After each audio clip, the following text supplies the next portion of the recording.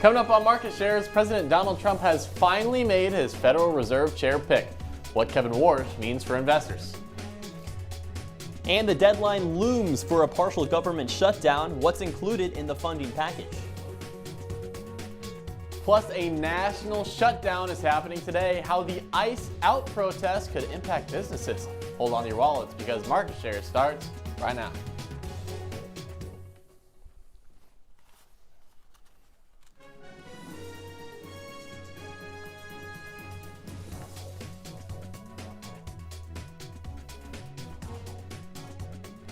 Good afternoon and welcome into Market Shares. I'm Riley Underwood. And I'm Drew Albaugh. Let's go right into our market update, Riley. And overall, the market doing a lot of this. The NASDAQ pretty much dead center, down 0.1%. The S&P 500, the only the indexes in the green at plus 0.28%. And then it's the Dow.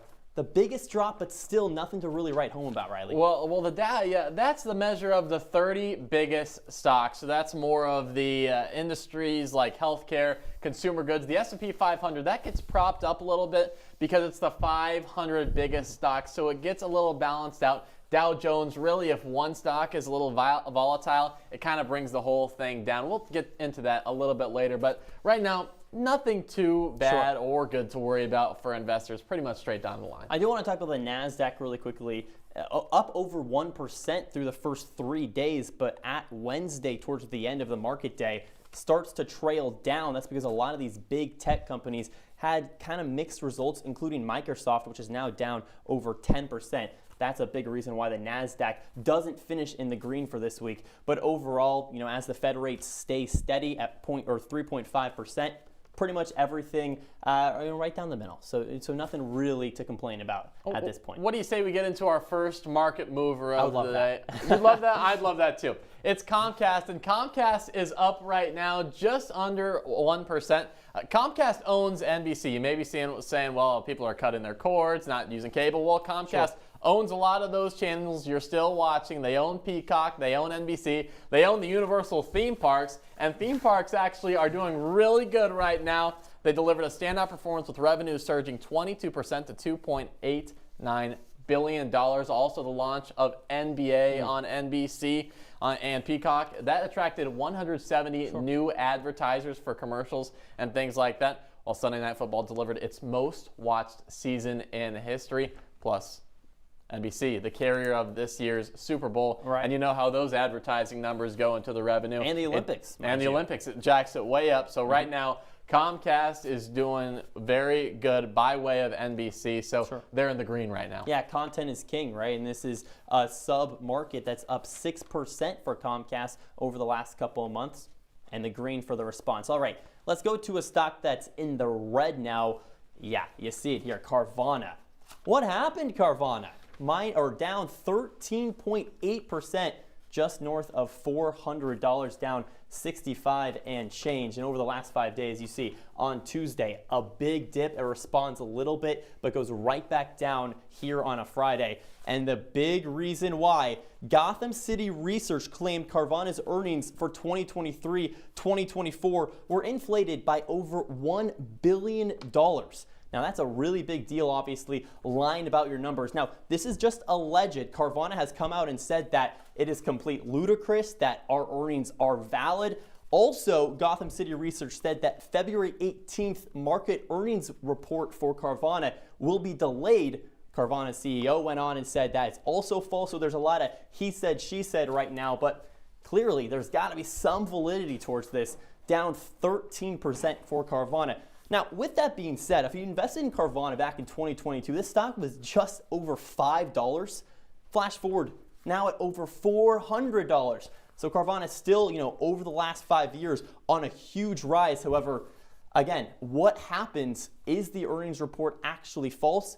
It's really tough to tell, but right now Carvana, a big one in the red. Carvana is going to have to come up with some evidence to defend themselves because investors don't like being lied to, don't like being played with. Yeah. And this is a Carvana stock that just entered the S&P 500 last month. Could drop out if this continues to go down. So a lot of implications for Carvana users. Let's talk about our third market mover, Microsoft. Now, Microsoft is down despite an earnings report. I know you read it. Tell me Sure. a little bit about that. Yeah, the earnings report, the QT earnings report, did expectations well above at $81 billion. That's over $1 billion more than analysts projected. And it's down? And yet you see here, Riley, down 7%. It was 10% between Monday and Tuesday, the big dip, and it just continues to fall off of a cliff at $430 total dollars, down $34. Microsoft, ticker MSFT, is down. But why is that? Well, that's because, they saw the earnings report. The earnings report is up, but they didn't like how much they were spending. Microsoft was spending so much money, they just inked a $750 million deal with Azure and Perplexity to use its Azure cloud service, spreading its business beyond longtime cloud partner Amazon. Now, right now, Perplexity is still working with Amazon, and it's getting Microsoft as an additional partner. But you never really see that, Drew, where you see the earnings report and it's in the green by a wide margin, and then the stock goes in the red. But really, investors really didn't like how much they were spending. They thought that was alarming.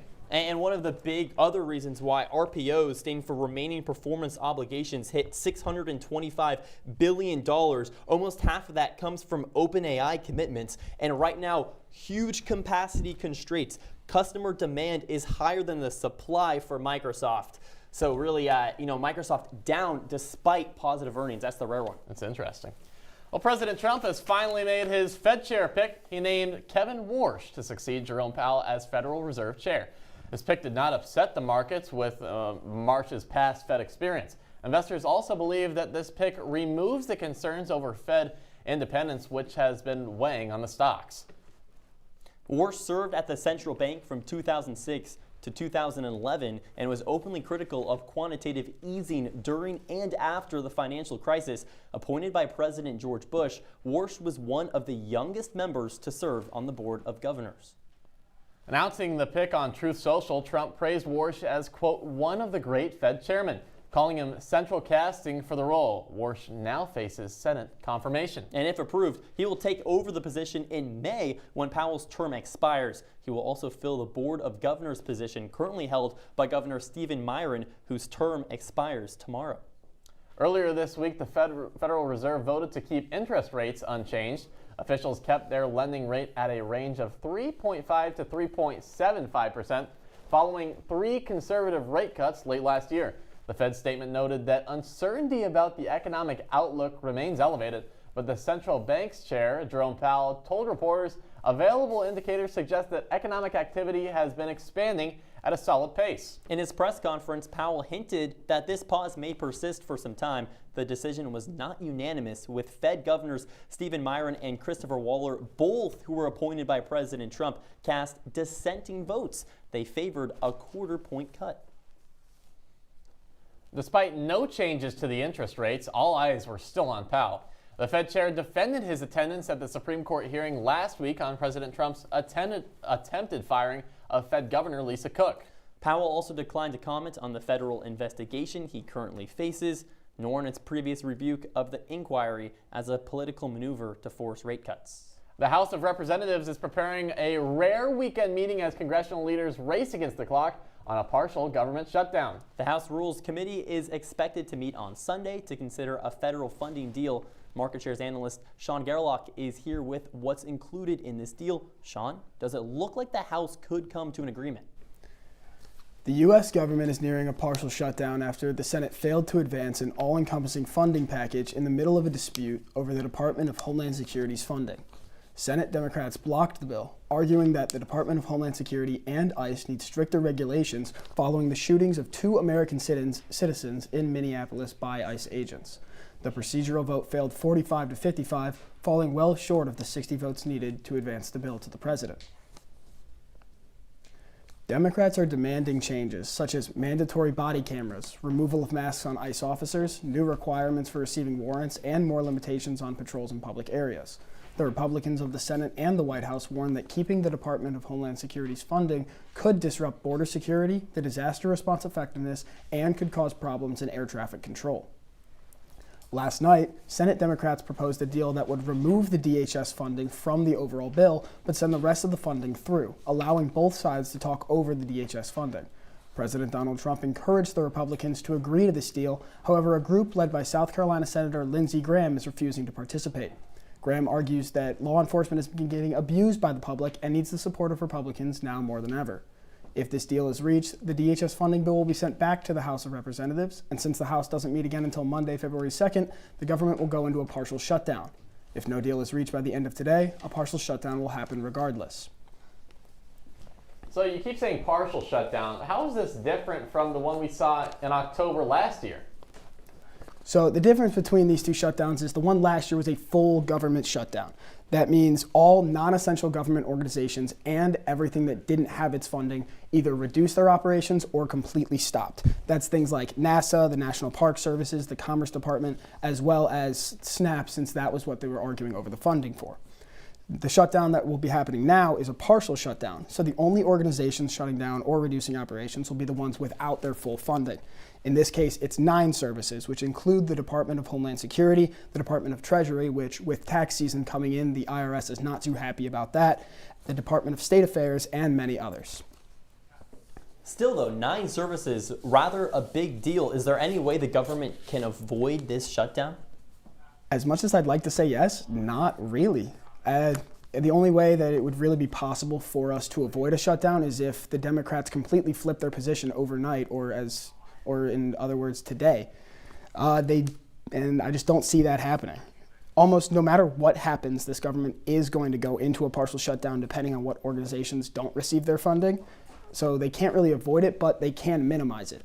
Again, the House meets on Monday to discuss re-voting on the Department of Homeland Security's funding, and the Senate plans to meet the day after, depending on what the House does. Yeah, scary stuff, especially for your wallet. Coming up on Market Shares, Meta's investment into the future, how AI is boosting shares of tech stocks. I don't think that many kids in my son's school even do it. He makes fun of his friend who vapes. He would never try it. She's into soccer. She's on the honor roll. She's just not the type.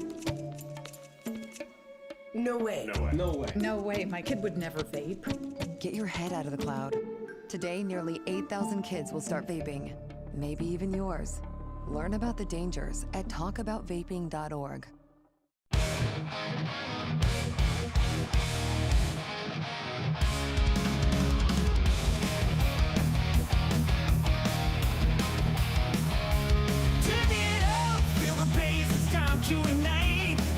Nokia rocking through the night in Syracuse where the music never ends. We're bringing you the sound, the glory and the trance.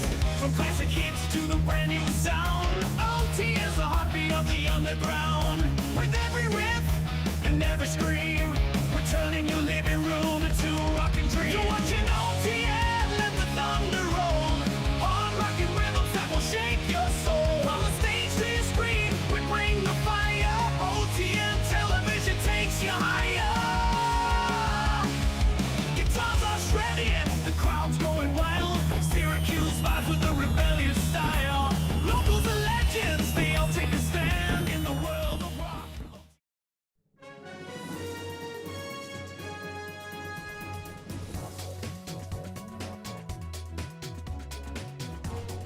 Welcome back to Market Shares. Apple's fiscal first quarter earnings surpassed expectations with revenue soaring 16%. Shares of the company were up as much as 3% following the news. Overall, iPhone revenues surged 23% on an annual basis to around $85 billion in revenue. The strong growth is a reversal from the holiday quarter last year when Apple reported iPhone sales declined just slightly. Apple's sales of Mac laptops came up short of Wall Street expectations, falling 7%. SanDisk stock popped 14% after the company crushed Wall Street's fiscal second quarter estimates. The demand for its chips has skyrocketed due to the artificial intelligence boom. The company reported earnings of a little over $6 per share, blowing past the $3.62 expected by analysts. Revenue totaled around $3 billion, topping Wall Street's forecast of $2.69 billion. Following this news, shares of SanDisk jumped more than 20%. Another company feeling the artificial intelligence boom is Meta. The company surged more than 10% after showing signs that AI investments are boosting the bottom line. The social media giant says it plans to spend between $115 and $135 billion on its AI build-out this year. That's nearly double what it spent in 2025. CEO Mark Zuckerberg suggested that the company is working on a range of new products this year and said investments will support his mission for building personal super intelligence. The company added more than $176 billion in market value. And organizers are trying to build on the momentum of a strike last week that brought thousands into the streets in Minneapolis, Minnesota. Students in Minneapolis, as well as here in Syracuse, are responding to the recent killings by ICE agents. There's a national ICE out shutdown happening in cities across the U.S. today. Market Shares analyst Grace Elford is in studio to break down how this could impact businesses. Well, thank you guys. Somali and Black student groups and Minnesota are calling upon the entire country to take part in a, quote, national shutdown. Americans are encouraged to skip work and school and to avoid any kind of shopping. Organizers believe that the ongoing protests in the Twin Cities empower the entire nation to take action against what they're calling ICE's, quote, reign of terror. The movement is coming in response to the deaths of Renee Good and Alex Preddy, both anti-ICE protesters who were killed while interacting with federal agents. Many have taken to social media calling for ICE to be completely abolished. Meanwhile, Congress is in the works on the bill that may provide almost $800 million to immigrant removals. Americans are calling their congressmen demanding they use their power instead to reel in the agency. And the goal of the day-long protest is for Americans to show that they do not accept the actions of the Trump administration in their cities. The Department of Homeland Security is still investigating the ICE deaths, but the protesters are not stepping down just yet. So what kind of protests have we seen to this before, or have we seen anything similar to this? So over the past year or so, I've definitely seen a lot of people taking action, whether it's like this, a planned day of not shopping. But this one's particularly interesting because people are also not going to work and not going to school. And before, it's been people kind of taking a stance against certain companies that are removing DEI, and now it's more companies in general, which is pretty interesting. So what kind of, broad businesses could this affect the most? So definitely your big box stores, things like Target, Walmart, even Amazon, online retailers. But I've also seen even in downtown Syracuse, a local bookstore is shutting down. In order to support, which is pretty cool, seeing how even small businesses and large business.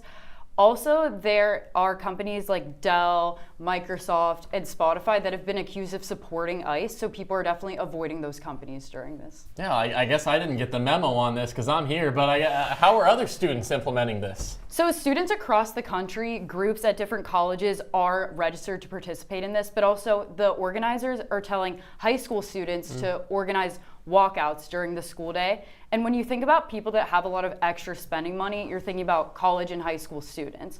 So if they don't go out and go shopping, that really could affect the economy today. This is one of the biggest movements over the last couple of years that I remember. Who has signed up to be involved? What demographic mostly? So there's people all over from different groups, whether it's, in my hometown of Pittsburgh, all the way out in California, in Boston, all over the country, people are signing up for this. There's also different ethnic groups and groups of people in certain cultures or jobs that are banding together to show their support against ICE. Interesting stuff, Grace. We'll see if this actually pans out. Well, coming up on Market Shares, TikTok is pushing back on claims that it's censoring content following glitches with the app. What issues users were facing when we return. Come on, it's not that hard. My big man fingers are having a problem with these little tiny buttons. Whoa, watch it there. Your blood pressure's gonna go through the roof. Tell me about it. I'm trying to learn how to get it down. Instead, it keeps going up. High blood pressure can increase the risk for heart attack or stroke. Learn how to keep yours at a healthy range. Ever hear a voice command? Just say text barbershop to 97779. That's not what I said. Just give me that. Now my blood pressure's up.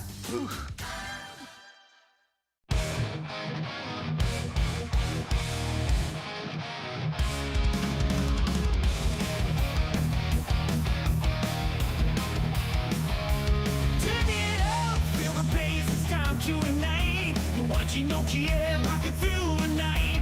In Syracuse, where the music never ends. We're bringing you the sound, the glory, and the trance. From classic hits to the brand new sound. OT is the heartbeat of the underground. underground. With every riff and every scream, we're turning your living room into a rockin' dream. So watching OTN, let the thunder roll. Hard rockin' rhythms that will shake your soul. On the stage to your screen, we bring the fire. OTN television takes you higher. Guitars are shredding, the crowd's going wild. Syracuse vibes with a rebellious style. Locals are legends, they all take a stand in the world of rock.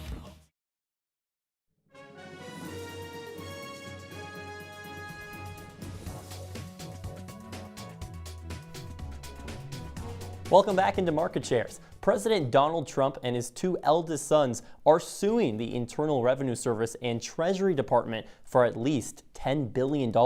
He's accusing the agency of an unauthorized leak of his tax returns during his first administration. The lawsuit alleges that the government failed to protect Trump and the Trump Organization's confidential tax information. The suit says that his information was leaked to the press by Charles Littlejohn, a former IRS contractor. It was filed just 3 days after Treasury Secretary Scott Bessent said he canceled all of his department's contracts with the consulting firm Booz Allen Hamilton in connection with Littlejohn stealing and leaking tax returns.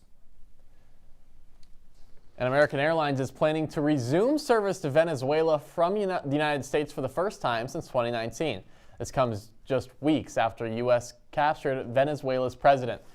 American will be the first U.S. carrier to restart service to Venezuela, which had become kind of isolated after airlines paused flights in recent years.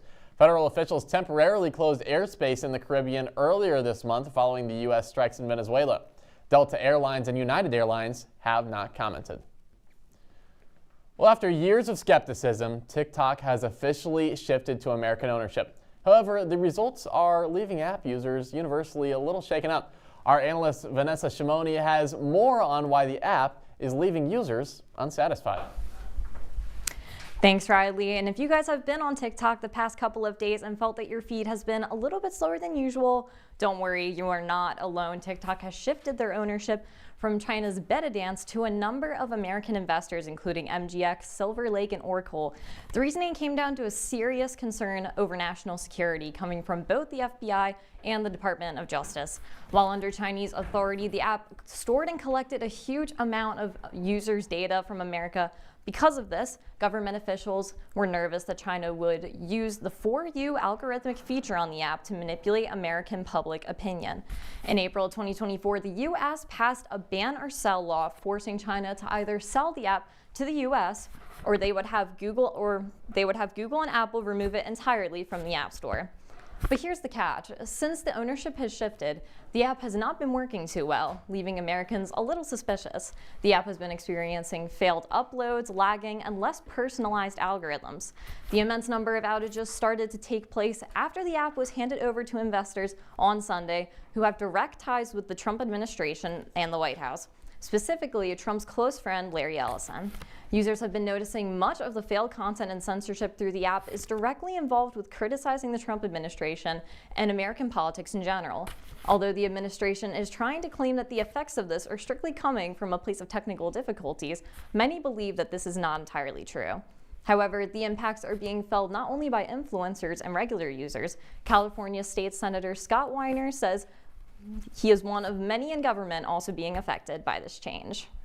Elected official, I use social media to communicate with my constituents, with the public about what I'm up to, what I think, how people can get involved, really elevating important issues and so forth. And now, if you post one thing critical of this regime, whether it's ICE or anything else, you may get completely obliterated on TikTok, so you can no longer reach anyone. And here you are, Vanessa. How are Americans reacting to this? Well, Drew, Americans are feeling very violated by this because, you know, it's your First Amendment freedom of speech, your right to express yourself, and whether that's in person or it's online or it's on any platform. And so Americans are feeling a little upset that they can't just speak their mind about things that they're upset about like they always could online.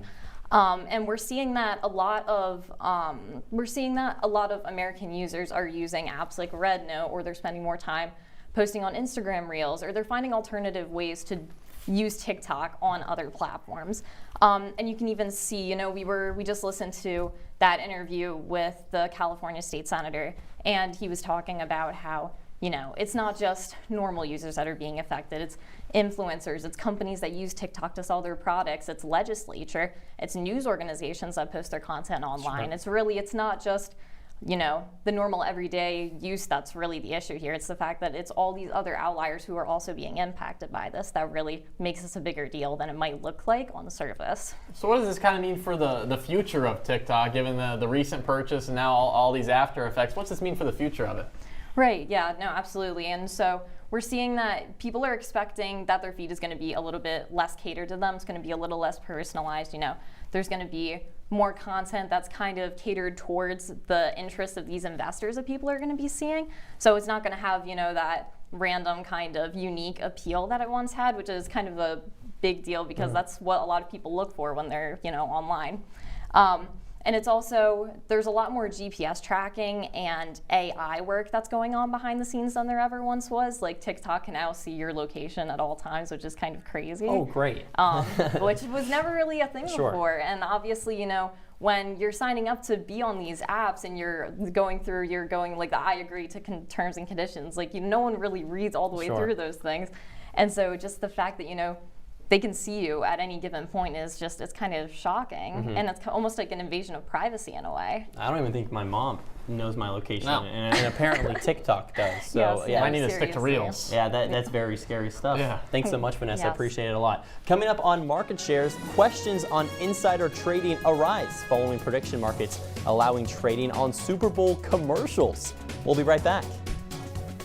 Life doesn't always give you time to change the outcome. Prediabetes does.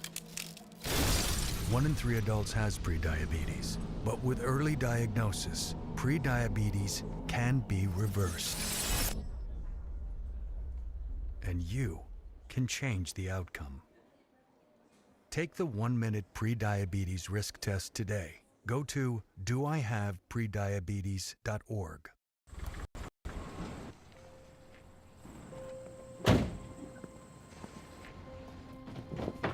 Dad, they took over my bedroom. Come on, come on.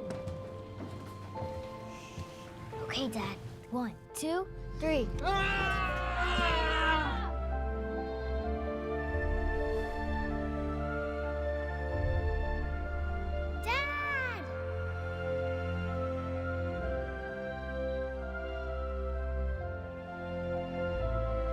You saved me. Dad? Are you okay? I'm fine, dear.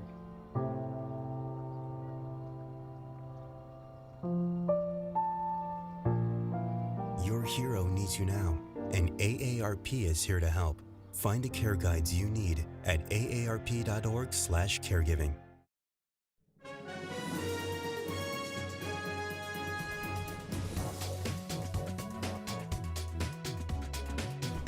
Welcome back to Market Shares. Well, for many people, the best part of the Super Bowl is the commercials. This year, you can actually make or lose money on them. What? Prediction market for platforms Kalshi and Polymarket currently have contracts open on which companies will run ads during Super Bowl 60. This is a new advancement in the advertising industry's biggest night. The price of Super Bowl commercials keeps increasing as the Super Bowl's audience keeps rising. This year, NBC, which will broadcast the game, has sold out all of its ad inventory, averaging $8 million per 30-second commercial.